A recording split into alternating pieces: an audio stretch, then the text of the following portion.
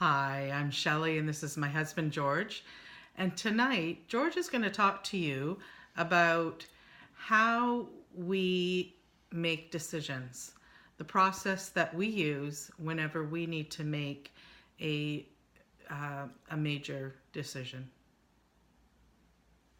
Okay, so the first step that we do is we need to define what the problem is. Sometimes you may think you know what the problem is, but you really do need to make sure that you've clearly defined it and know exactly what it is that you're needing to address. If you were going to a restaurant, it might be deciding exactly that you want to order something off the menu. It may not just be that you want to order. You would need to define if you want to order an appetizer or off the main menu, for example.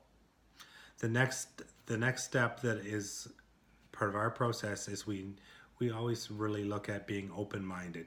It's important to not eliminate ideas that could actually be a good idea, but you've sometimes the human brain will really narrow your choices right at the beginning. So you are only considering having a burger, which is one of my go-tos, whereas really I should also consider fish or other options that could be there as well. And make sure that you're thinking outside of the box when you're going through that phase.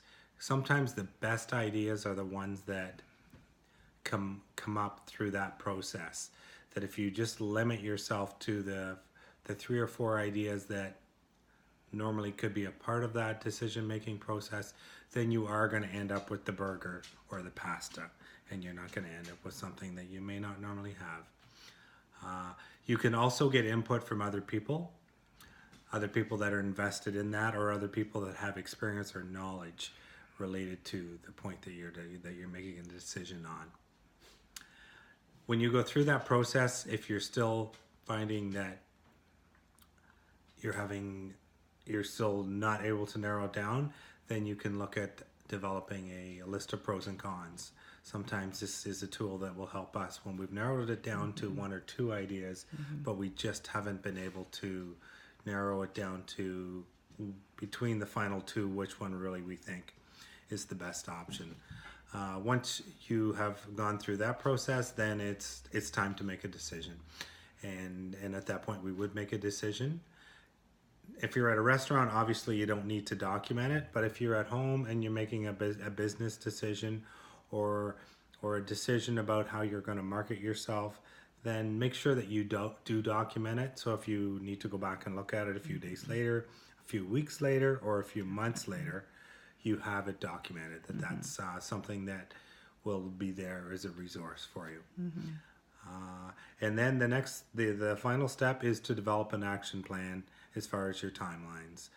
Once you've made that decision, then how does that impact what you're doing going forward, and make sure that you document your action plan as well as your outcome. So, and that is a very quick overview of how we make decisions.